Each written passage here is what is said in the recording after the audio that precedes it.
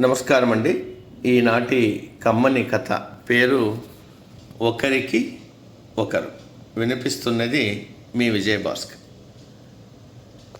రైతు కొత్త బోను తీసుకురావడం కలుగులోంచి ఎలక చూసింది.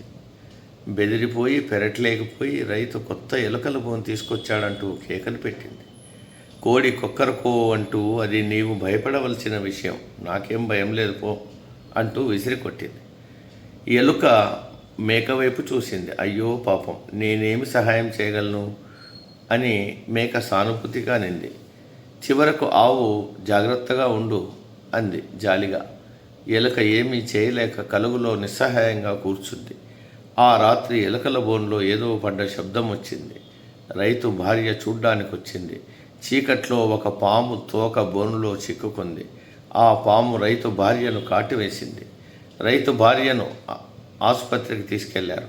ఇంటికి వచ్చేసరికి రైతు భార్యకు బాగా జ్వరం వచ్చింది. కోడి పులుసు పెడితే జ్వరం తగ్గుతుందని ఎవరో చెప్పారు. కోడిని కోసి పులుసు వండి పెట్టారు. అయినా రైతు భార్య చనిపోయింది. బంధువులు చూడ్డానికి వచ్చారు. వాళ్లకు భోజనాలు పెట్టడానికి మేకను కోసి వండారు.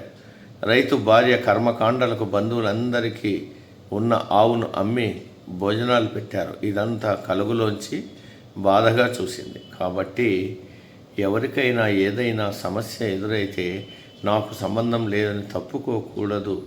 మనము సంఘ జీవులం, మనకు కూడా ఆ సమస్యలు ఎదురవుతాయి. ఒకరి సమస్య వల్ల అందరం ఇబ్బందుల పాలవుతాం.